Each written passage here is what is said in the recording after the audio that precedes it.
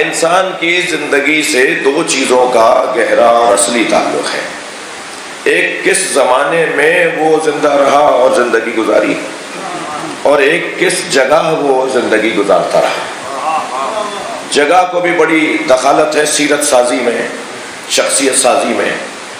محل اور موقع، مقام، جگہ، علاقہ، ملک، شہر، اسے بڑا دخل حاصل ہے اور بڑی اہمیت کا حامل ہے یہ گفتگو کہ کس نے کہاں زندگی گزاری.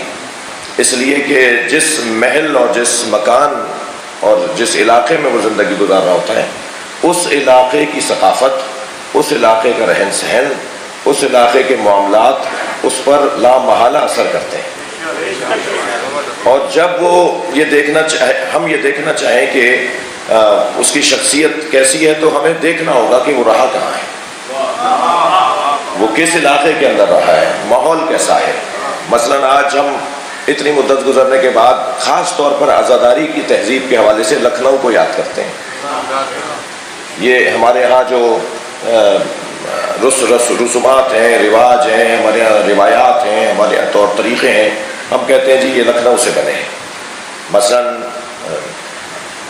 4 محرم کو ہم اصحاب کا، 3 محرم کو ہم اصحاب کا تذکرہ کرتے ہیں، 5 محرم کو ہم شہزادوں کی بات کرتے ہیں، 6 محرم کو مثلاً حضرت علی اکبر یا حضرت علی اصغر کے مصائب، 7 کو حضرت قاسم کے، 8 کو حضرت عباس کے، 9 کو حضرت علی اصغر کے یا امام حسین کے. تو شہادتیں تو ساری عاشور کے دن ہوئی ہیں. یہ ہم 6 محرم کو مثلاً 8 محرم کو حضرت عباس کا ذکر، وہاں اس دن 8 محرم کو تو حضرت عباس شہید نہیں ہوئے. 8 محرم کو تو مولا عباس کی شہادت نہیں ہوئی ہے. شہادتیں تو ساری عاشور کو ہوئی ہیں. مثلاً مرثیہ پڑھتے وقت یہ تکیہ سامنے رکھا جائے گا، یہ ممبر ایسے سجے گا، علم ایسے لگیں گے، تابوت ایسے بنے گا، ذوالجناح ایسے سجے گا جی. اور مصائب کے بیان کے موقع پہ یہ نوحہ پڑھا جائے گا، فلاں نوحہ. سال بھر اس کا انتظار رہے گا کہ اب یہ نوحہ سنیں گے آج، اور اس کا انتظار، اور پھر اس کو سن کے جو کیفیت، یہ جو ترتیب دیا گیا، یہ ایک علاقے کی تہذیب خاص طور پہ بر صغیر کے اندر، ہمارے اس خطے کے اندر انہوں نے مرتب کر کے دے دی. تو ایسے ہی مثلاً آیت اللہ خمینی کہاں رہے، مثلاً آیت اللہ خوئی، مثلاً قائد اعظم محمد علی جناح، ان کا بچپن کہاں گزرا، جوانی کہاں گزری. تو یہ ساری چیزیں شخصیت سازی میں، تاریخ سازی میں دخالت رکھتی ہیں. آپ دیکھتے ہیں کہ بعض لوگ مغربی ممالک میں یا سمندر پار ممالک میں تعلیم حاصل کرنے کے لیے یا معاش کی خاطر جاتے ہیں. یہاں سے وہ 40 سال کی عمر گزارنے کے بعد جاتے ہیں، 2 سال رہنے کے بعد جب واپس آتے ہیں تو ان کا لہجہ جو ہے وہ مزاح کا خیز سا ہوتا ہے. وہ اردو بول رہے ہوتے ہیں مگر توتلا کے بول رہے ہوتے ہیں، منہ بگاڑ کے بول رہے ہوتے ہیں. بھئی کیا ہوا؟ کہنے لگے کہ وہ زیادہ انگریزی بولتے ہیں نا، تم جو 40 سال تک اردو بولتے رہے اور یہ 2 سال میں تمہاری زبان کیسے بگڑ گئی؟ تو وہ ماحول کا اثر انسان کے اوپر، علاقے کا اثر، وہاں کے رہنے والوں کا اثر. انسان خود گفتگو سے بتا دیتا ہے یہ رہتا کن میں ہے. وہ جو مولا کائنات کا فرمان ہے نا، المرء محفوظ تحت لسانہ، انسان اپنی زبان کے نیچے چھپا ہوا ہے. کیا حسین فرمان ہے. کسی سے پوچھنے کی ضرورت ہی نہیں ہے تمہاری تعلیم کتنی ہے، کسی سے پوچھنے کی ضرورت ہی نہیں ہے کہ تم نے پڑھا کہاں سے ہے.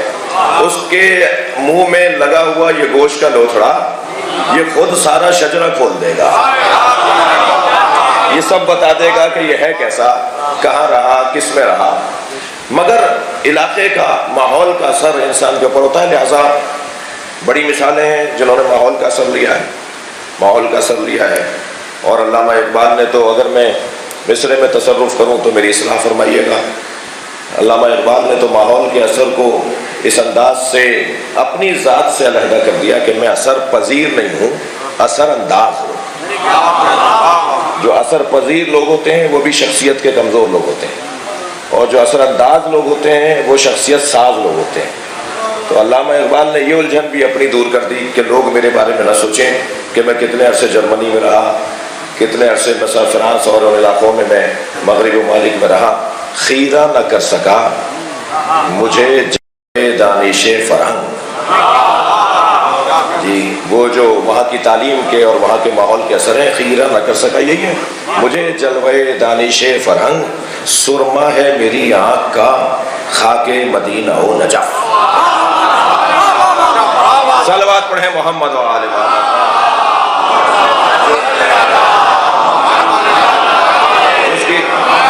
جس کی آنکھوں میں مدینہ و نجف کا سرما لگا ہوا ہو، اسے کچھ اور کیوں نظر آئے؟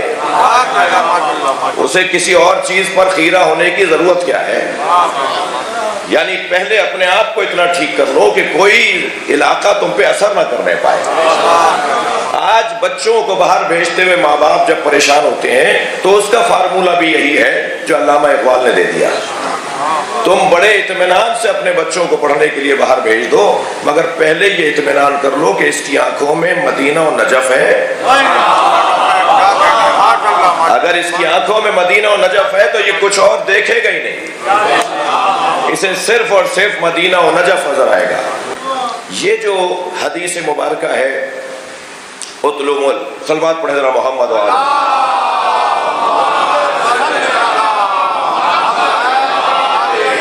الحکمت ضالۃ المومن اینما وجدہا اخذہا. حکمت، علم، دانائی، دانشوری، دانشمندی، علم اور دانش یہ مومن کی کھوئی ہوئی شے ہے. الحکمت ضالۃ المومن، ضالہ یعنی کوئی چیز گم ہو جائے، ضالۃ المومن مومن کی کھوئی ہوئی شے ہے. اینما وجدہا، جہاں سے یہ حکمت مل جائے اخذہا، اسے لے لینا چاہیے. تو بعض دوستوں کا خیال ہے کہ جی ہم کسی سے بھی پڑھ لیں، کسی کو بھی استاد بنا لیں، کہیں بھی چلے جائیں. یہ اس بات سے غفلت ہے کہ تم ہر ایک سے جس سے چاہو لے لو، جس سے چاہو علم حاصل کر لو، مگر پہلے اس شرط کو پورا کرو جو حدیث میں بیان ہوئی ہے. الحکمت ضالۃ المومن، پہلے مومن ہو جاؤ پھر چاہو جس سے علم حاصل کرو. اگر مومن ہوئے بغیر اور مومن ہونے سے پہلے اپنے ایمان کو، اپنے نظریے کو پختہ کرنے سے پہلے تم کسی سے اثر لوگے، تم کسی سے تعلیم لوگے تو اس سے اثر بھی لوگے. بہت دیر لگائی میں نے اس نتیجے تک آپ کو لانے میں. ہم اور آپ بیٹھے اس دروازے پر ہیں جو وہاں سے یہاں آئے ہیں، یہاں کا اثر لینے والے نہیں ہیں. صلوات پڑھیں محمد و آل محمد.